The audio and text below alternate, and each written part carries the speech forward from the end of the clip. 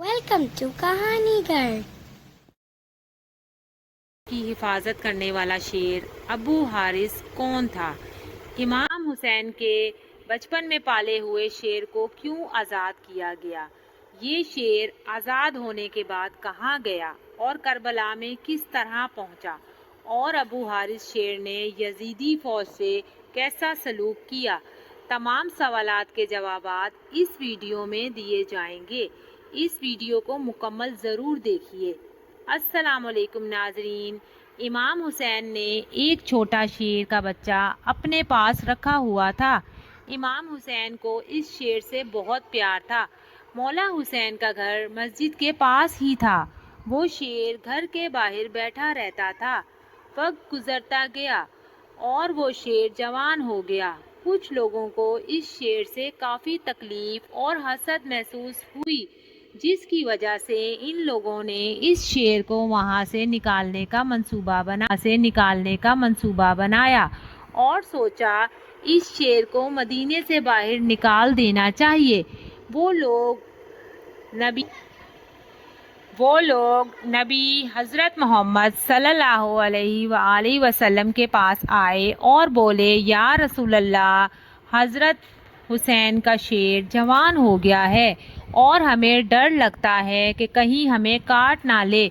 ये जंगली जानवर है और जंगल में ही रहना चाहिए। नबी पाक ने इन लोगों की बात सुनकर इनको जवाब दिया कि कल ये शेर आपको मदीने में नज़र नहीं आएगा। नबी पाक हज़रत हुसैन के पास आए और इन्हें प्यार किया और कहा, तुम्हारा शेर जवान हो गया है बेटा हुसैन। तुम्हारे नाना के सहाबी डरते हैं और जब नमाज पढ़ने आते हैं तो इन्हें डर है कि कहीं इनको नुकसान ना पहुंचा दे। नबी पाक की ये बात सुनकर इमाम हुसैन की आंखों में आंसू आ गए और फरमाया, या रसूल अल्लाह, कल ये शेर आपको यहाँ नज़र नहीं आएगा। रसूल अल्लाह ने फरमाया, आज क्या करोगे? तो मौला हुसैन ने फरमाया, या रसूल अल्लाह, अभी शाम का वक्त है, इसलिए मैं इस शेर को अभी निकाल नहीं रहा। नबी पाक ने मौला हुसैन को सीने से लगाया। जब मौला तहज्जुद के वक्त शेर को खुराक देने आए तो अबू हारिस ने कहा, मौला आज इतनी जल्दी आए हैं? मौला ने सारी बात अबू हारिस को बताई तो अबू हारिस ने कहा, ठीक है, मैं जाता हूँ, पर एक शर्त है, एक दफ़ा मुलाकात ज़रूर हो। मौला हुसैन ने फरमाया, तारीख याद रखना, 61 हिजरी 10 मुहर्रमुल हराम, मैदान करबला के टीले के पास तुम्हें एक आवाज़ आएगी, बस इस आवाज़ पर चले आना, मुलाकात हो जाएगी। अबू हारिस ने कहा, मौला आवाज़ कौन देगा? क्या आवाज़ आप देंगे? मौला ने फरमाया, नहीं। फिर पूछा, क्या आपके भाई अब्बास अलमदार देंगे? फरमाया, नहीं। फिर पूछा, तो फिर आवाज़ कौन देगा?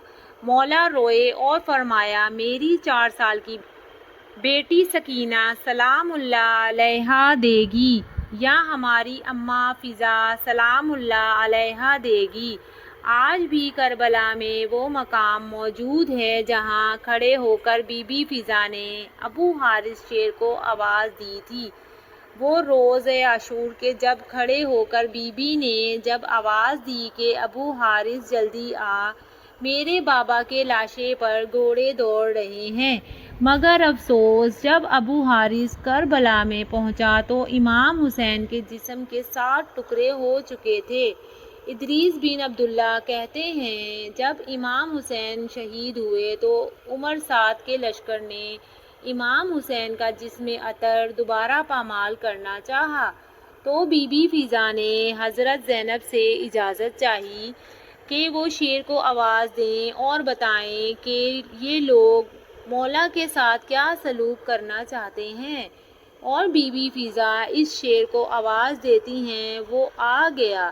बीबी शेर के पास गई और आवाज़ दी, ए अबू हारिस। शेर ने अपना सर उठाया तो बीबी ने फरमाया, तुम्हें मालूम है یہ لوگ تمہارے امام کے ساتھ کیا کرنا چاہتے ہیں؟ یہ لوگ مولا حسین کا جسم عطر پامال کرنے والے ہیں۔ یہ سن کر شیر امام حسین کے جسم عطر کے پاس آیا اور بلند آواز میں گریہ کرنے لگا اور دونوں ہاتھوں سے جسم عطر کو چھپا لیا۔ لشکر والے آئے تو شیر کو دیکھ کر عمر سعد نے لشکر والوں سے کہا، یہ شیر خطرناک ہے، اسے جوش نہ دلانا اور واپس لوٹ جاؤ۔ چنانچہ سب واپس لوٹ گئے۔ جناب فضا نے شیر کے آنے کی خبر جناب زینب کو سنائی۔ اس طرح جسم عطر پامال ہونے سے محفوظ رہا۔ واضح رہے یہ شیر مولا علی کا پالا ہوا شیر تھا، جو کہ خاندان نبوت کا وفادار تھا، جو کہ آج بھی حضرت علی سے منسوب ہے۔ یہ تھی ہماری آج کی ویڈیو۔ ہمیں یقین ہے کہ آپ کو ہماری ویڈیو ضرور پسند آئے گی۔ ویڈیو کو لائک اور چینل کو سبسکرائب ضرور کریں۔ اللہ حافظ۔